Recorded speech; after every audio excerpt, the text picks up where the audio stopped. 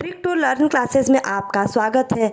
आज हम अपने हिंदी सब्जेक्ट को देखेंगे और हिंदी सब्जेक्ट का एक बहुत ही इम्पॉर्टेंट टॉपिक और साथ ही साथ हमारे हिंदी का जो सबसे पहला टॉपिक है वर्णमाला जिसे कहा जाता है, उसके बारे में आज हम देखते हैं। और इस वर्णमाला के टॉपिक से हमारे एग्ज़ाम्स में कम से कम 5 क्वेश्चन आपको ज़रूर से ही देखने मिलते हैं और आप ये वीडियो अंत तक ज़रूर देखें। इसमें मैंने हर एक ऐसे पॉइंट रखा है जिसमें जो एग्ज़ाम्स में क्वेश्चन जिससे पूछे ही जाते हैं और आप इस वीडियो देखने के बाद एक भी आपका क्वेश्चन स्किप नहीं होगा एग्ज़ाम में। तो चलिए अपने हम टॉपिक को स्टार्ट करते हैं। तो वर्णमाला, चलिए वर्णमाला में वर्ण क्या होता है? तो वह मूल ध्वनि जिसे खंडित या तोड़ नहीं सकते हैं वो वर्ण कहलाता है। वर्ण को अक्षर या ध्वनि भी कहते हैं। आपसे क्वेश्चन ऐसे भी पूछ सकता है कि मूल ध्वनि जिसे खंडित या तोड़ा नहीं जा सकता वह क्या कहलाता है। तो आपको ऑप्शन में वर्ण दिख जाए या अक्षर दिख जाए या ध्वनि दिख जाए तो आप उसे मार्क कर सकते हैं। जैसे अ आ ई हो गए, ये क ख ग घ, ये सब क्या है? वर्ण है। चलिए अब वर्ण जान गए, अब हम वर्णमाला देखते हैं। तो वर्णों का क्रमबद्ध समूह वर्णमाला कहलाता है। देखिए वर्णमाला क्या है? वर्णों का एक क्रमबद्ध समूह है। जैसे अ से अज्ञ तक है वो क्या है? हमारा वर्णमाला है। हिंदी वर्णमाला में कुल 52 अक्षर की संख्या 52 होती है। चलिए आगे बढ़ें। हिंदी वर्णमाला को 2 भागों में विभक्त किया गया है। पहला है स्वर। तो चलिए स्वर को जानते हैं पहले। जिन वर्णों को स्वतंत्र रूप से बोला जाए स्वर कहलाता है। स्वरों की संख्या 11 होती है। तो अगर आपसे क्वेश्चन पूछ ले जिन वर्डों को स्वतंत्र रूप से बोला जाता है वो क्या कहलाते हैं, आपको ऑप्शन दिखे तो आप वो क्या कहलाते हैं? वो स्वर कहलाते हैं। और ये बहुत ही एक बेसिक सा पॉइंट है। और इसके अभी जैसे जैसे आप आगे की तरफ बढ़ेंगे आपको खुद ही पता चलेगा कि ये वीडियो एग्ज़ाम के पर्पज़ से कितना ज़्यादा इम्पोर्टेंट है। तो हमारे स्वर कौन कौन से हैं? 11 जो है अ आ ई उ री ए ओ औ। देखिए अंग और अह भी स्वर के साथ लिखे जाते हैं लेकिन वो स्वर होते नहीं है। तो आप कभी भी उन्हें स्वर में मत जोड़िएगा। ये हमारे स्वर जो है वो अ से लेके औ तक जिनकी संख्या 11 होती है। चलिए अब स्वरों के प्रकार को जानते हैं। स्वर के 3 प्रकार होते हैं। पहला ह्रस्व स्वर। जिन स्वरों को बोलने में अन्य स्वरों की अपेक्षा कम समय लगता है उन्हें ह्रस्व स्वर कहा जाता है। ह्रस्व स्वरों की संख्या 4 होती है। और साथ ही साथ आपको ये भी बता दें ह्रस्व स्वर जो होता है उन्हें मूल स्वर भी कहा जाता है। और ये 4 होते कौन कौन से हैं? अ ई उ री, ये हमारे 4 जो है स्वर है जिन्हें ह्रस्व स्वर कहा जाता है। अब चलिए दीर्घ स्वर देखते हैं। जिन स्वरों को बोलने में ह्रस्व स्वर की अपेक्षा अधिक समय लगता है उन्हें दीर्घ स्वर कहा जाता है। और दीर्घ स्वरों की संख्या क्या होती है? 7 होती है। अब देखिए कौन कौन से 7 होते हैं। तो आ, बड़ी ई, बड़ा ऊ, ए ओ औ जो है हमारा क्या है? दीर्घ स्वर है। अब हम चलिए नेक्स्ट आगे बढ़ें। तो हमारा प्लुत स्वर है। जिन स्वरों को बोलने में दीर्घ स्वर से भी अधिक समय लगता है उसे प्लुत स्वर कहा जाता है, जैसे ओम। अब देखिए कभी कभी क्वेश्चन ऐसे पूछ देता है एग्जाम में। आजकल एग्जाम के पैटर्न कुछ चेंज हो रहा है तो क्वेश्चन को वही क्वेश्चन रह रहा है लेकिन पूछने का तरीका बदल गया है। तो अगर आपसे पूछता है कि उन स्वरों को क्या कहा जाता है जिन्हें ह्रस्व स्वर से बोलने में तिगुना समय लगता है, तो तिगुना समय मतलब वो अपना भी समय ले रहा है दूसरे का भी ले रहा है, तिगुना समय, तो वो प्लुत स्वर हुआ।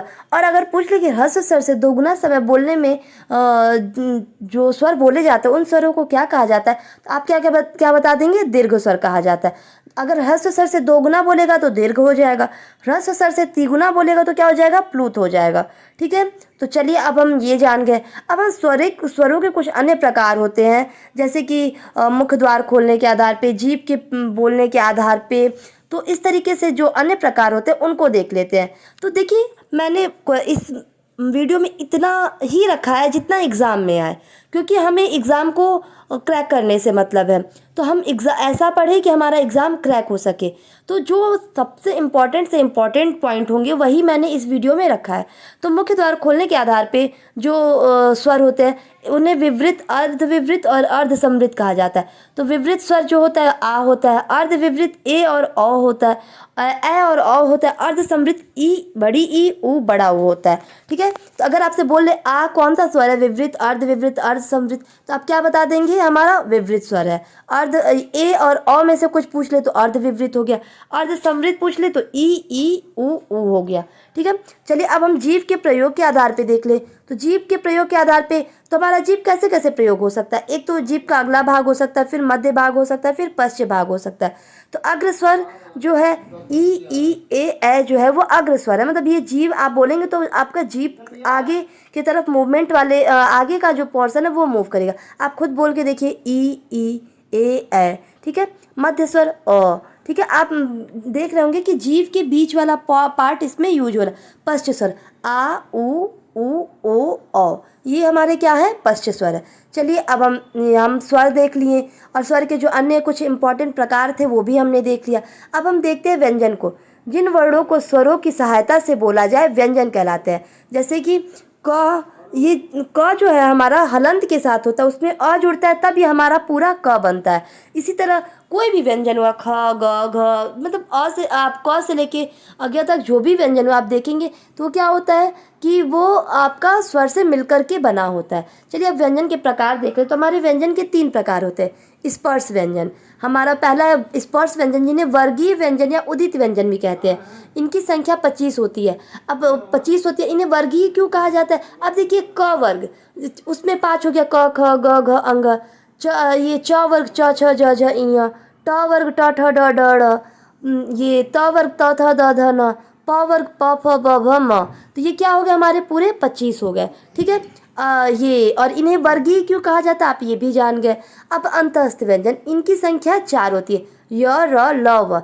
और उष्म या उष्म संघर्षी व्यंजन, इनकी संख्या 4 होती है, जो स, षटकोण वाला स, सपेरा वाला स और ह। ये जो हमारे 4 है वो क्या है, उष्म या उष्म संघर्षी व्यंजन भी कहा जाता है।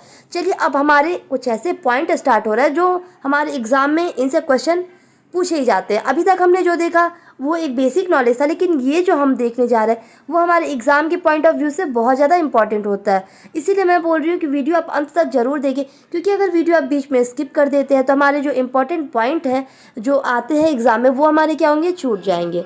अब देखिए हम महत्वपूर्ण पॉइंट अपने देख लेते हैं। संयुक्त व्यंजन क्या होते, कौन कौन से होते हैं। तो संयुक्त व्यंजन 4 होते हैं, छ त्र ज्ञ श्र। अब देखिए अक्सर कोई क्वेश्चन पूछता है एग्जाम में, इन चारों में से आपको कुछ दे देगा कि ये छ इनमें से किससे मिलकर के बना होता है, या त्र किससे मिलके बना होता है, अज्ञ किससे मिलके बना होता है, श्र किससे मिलके बना होता है। तो आप देखिए जो हमारा छ होता है वो क प्लस स से हलंत के साथ, ठीक है, ये दे दे, या फिर क हलंत के साथ फिर स हलंत के साथ फिर अ दे दे, तो ये हमारा क्या हुआ, इससे मिलके बना हुआ है। इसी तरह त्र जो है वो त और र से मिलके बना हुआ, अज्ञा जो है वो ज प्लस ये इया से मिलके बना हुआ है, श्र जो है स प्लस र से मिलकर के बना हुआ है। अब देखिए ये हमारे संयुक्त व्यंजनों की संख्या कितनी हो गई, 4 हो गई। अब देखिए आगत व्यंजन, ज और फ जो होते हैं वो आगत व्यंजन कहलाते हैं। उत्क्षिप्त या द्विगुण व्यंजन, जो ढ और ढ होते हैं वो हमारे क्या होते हैं, उत्क्षिप्त या द्विगुण व्यंजन होते हैं। अर्धस्वर य और व होते हैं। लुंठित या प्रकंपित व्यंजन र होते हैं। पार्श्विक व्यंजन ल होते हैं। नासिक के व्यंजन अंग अंग ड़ न म हो गया, ठीक है। स्वतंत्र व्यंजन ह जो होता है वो स्वतंत्र व्यंजन के तौर पे जाना जाता है। अब देखिए हमारे ये वर्णमाला में 2 अयोगवाह है, अंग और अह, जो कि हमारे ये स्वर के साथ लिखे जाते हैं लेकिन वो स्वर नहीं होते हैं, वो क्या होते हैं, अयोगवाह होते हैं।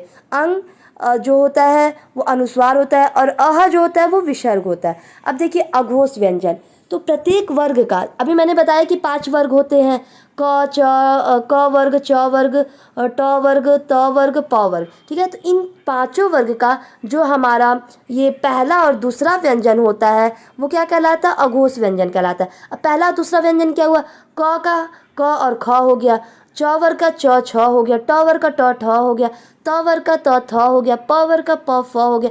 तो ये हमारे क्या हो गए, अघोष व्यंजन हो गए, ठीक है। अब देखिए हमारे घोष व्यंजन, तो अब देखिए अभी तक जो बचा है वो, तो अघोष में क्या क्या था, पहला और दूसरा था, तो घोष में क्या हो जाएगा, दूसरा, तीसरा, चौथा, पांचवा, ठीक है। तो तीसरा, चौथा, पांचवा, तो ये क वर्ग का ग घ अंग, च वर्ग का ज झ इया, ट वर्ग का ये ठ ड ढ़, त वर्ग का द ध न, प वर्ग का ब भ म हो गया, ठीक है। अब देखिए हम घोष देख लिए, घोष में क्या है, पहला और दूसरा, और अघोष में दूसरा, तीसरा, चौथा, पांचवा। अब देखिए अब अल्प प्राण होता है, एक महाप्राण होता है। अल्प प्राण क्या होता है? हमारा प्रत्येक वर्ग का पहला, तीसरा और पंचम व्यंजन क्या कहलाता है? अल्प प्राण कहलाता है। और जो हमारा महाप्राण होता है वो दूसरा और चौथा जो होता है वो महाप्राण होता है। तो अब देखिए पहला, तीसरा, पांचवा, ग क ग अंग, च ज ञ, ट ड ढ, त द न, प ब म, ये क्या हो गया? हमारे अल्प प्राण हो गए। महाप्राण क्या हुए? दूसरा और चौथा। तो दूसरा चौथा देख लीजिए, ख घ, छ झ, ढ ढ हो गया। फिर ऐसे हमारा क्या हो गया? ये महाप्राण हो गया। ठीक है, आप फिर से रिवीजन कर लीजिए अपना। अल्प प्राण में क्या है? पहला, तीसरा, पांचवा। और महाप्राण में क्या है? दूसरा, चौथा। अब देखिए, और ये अघोष में हो गया पहला, दूसरा, और घोष में क्या हुआ? तीसरा, चौथा, पांचवा। ये हमारा कुछ बहुत ही इम्पॉर्टेंट पॉइंट था जो कि हमारे एग्जाम्स में क्वेश्चन इससे पूछे ही जाते। चलिए अब हम वर्डों का उच्चारण स्थान देख लेते हैं, तो जिससे कि हमें क्वेश्चन एग्जाम में ज़रूर देखने मिले। अगर आप अपना पूरा वर्णमाला तैयार कर ले तो आपको एग्जाम में 6 से 7 क्वेश्चन आराम से आप कर लेंगे और आपके 6 से 7 नंबर अच्छे से रखे हुए हैं। तो चलिए, वर्डों का उच्चारण स्थान। कंठ जो होता है हमारा एक उच्चारण स्थान होता है। अब इससे कंठ से बोला कौन कौन सा जाता है? अ और आ स्वर से बोले जाते हैं। व्यंजन का क ख ग घ अंग जो है वो हमारा ये कंठ से बोला जाता है। और ह और अह ये जो होते हैं वो हमारे कंठ से बोले जाते हैं। तालु, ये च वर्ग जो है वो हो गया। फिर ई और बड़ा ई हो गया। य और स हो गया, तालु से हो गया। मूर्धा री और बड़ा री। फिर ट वर्ग र और स हो गया। दंत क्या हो गया? री, ये अक्सर संस्कृत में यूज होता है। त वर्ग ल और स। ओष्ठ क्या हो गया? प वर्ग, साथ में ऊ और बड़ा ऊ। नासिका क्या हो गया? इ अंग, इ ड़ न म और अंग। ठीक है। कंठ तालु, हमेशा क्वेश्चन पूछा जाता है कि इनमें से जो ये कंठ तालव्य कौन सा है या कंठ तालु से बोलने वाला वर्ड कौन सा है? तो आप क्या बोलेंगे? ए और ए। कंठ ओष्ठ क्या है? ओ और औ। दंत ओष्ठ क्या है? व। आप देखिए, इसे रटने और याद करने से जगह आप बोल करके देखिए तो आपको खुद ही पता चलेगा कि ये क्यों है। अब ए आप बोलेंगे तो ए में क्या हो रहा है? कंठ भी यूज हो रहा है और तालु भी यूज हो रहा है। और ओ और अ बोलेंगे तो आपका कंठ भी यूज हो रहा है और ये ओ हमारा जो ओठ है वो भी यूज हो रहा है। तो ये क्या हो गया? कंठ और ओष्ठ हो गया। ठीक है, तो ये कंठ तालु, कंठ ओष्ठ हो गया। अब देखिए, आप व बोलिए तो व में क्या है? व में क्या है आपका? दांत और ओठ दोनों मिल रहा है, तो ये क्या हो गया? दंत ओष्ठ हो गया। तो व आप बोल रहे हो तो आपको खुद ही लग रहा है। ठीक है, तो ये हमारा एक बहुत ही इंपॉर्टेंट वर्णमाला का टॉपिक था जो कि हमारे एग्जाम के लिए बहुत ही इंपॉर्टेंट है। चलिए, आपको हमारा वीडियो अच्छा लगा हो तो प्लीज़ इसे लाइक, सब्सक्राइब और शेयर ज़रूर करें। साथ ही साथ हमारे इंस्टा, फेसबुक और टेलीग्राम पेज से जुड़ने के लिए हमारे डिस्क्रिप्शन बॉक्स को ज़रूर देखें। Thank you.